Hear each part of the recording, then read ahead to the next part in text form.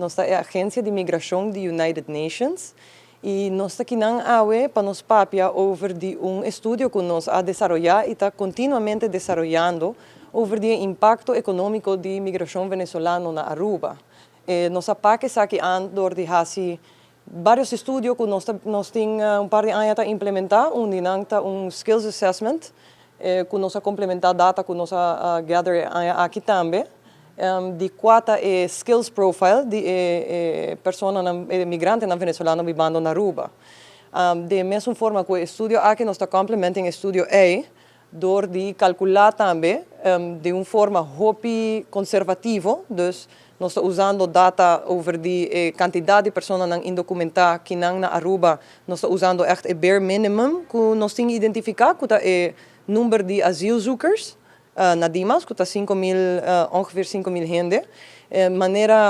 Meneer Otmar Odiber acaba de visa de reunião agora aqui. Provavelmente o número está hopi mais alto que esse. Waarschijnlijk als de dubbel, pero nós não a ciência certa.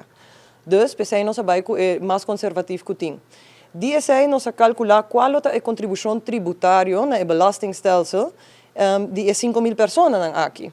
Então, a maioria nós calcular isso aqui com minimum loan. No qual que a pessoa aqui não contribui com inkomstenbelasting, pero se não contribui com AOV, com AZV e com outro tipo de tributo, que portanto não contribuição desde o salário não está muito alto, pero o empregador sim tem que pagar esse dor. Então, tudo isso aqui, maneira que nós consultant de Equilibrium avisa, agora aqui 5.000 pessoas aqui, na contribuição está na zero, right?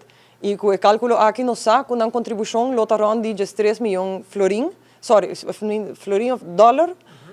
dólar, sim. De 3 milhões de dólares na diferentes departamentos de nossa isla.